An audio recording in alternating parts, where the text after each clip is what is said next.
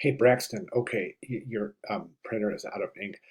That's cool, but I mean, if you can get that ink changed or whatever, if you can use another printer, I think it's really, really super important for you to print this out, just to take a look at the type size. Listen, students always are really super surprised, and I am too, always, even after 35 years of graphic design, I am still always really surprised at how much bigger type looks in print than it does on screen.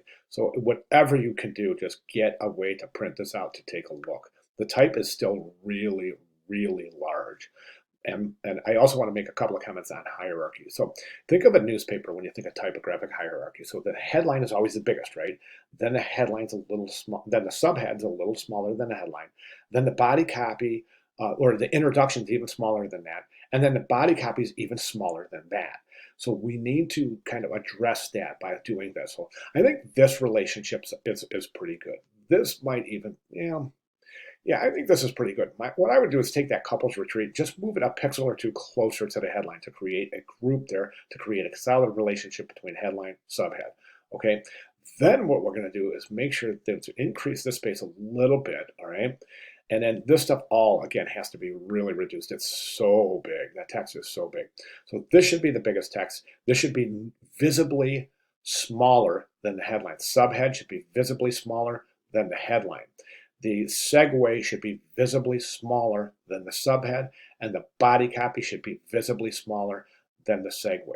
Now, the body copy itself, I think, is again, it's too big, but also the space between lines is too large. That's called leading, and I would recommend I think we had you increase that in your first, but it's increased too much. We'll just decrease that a little bit.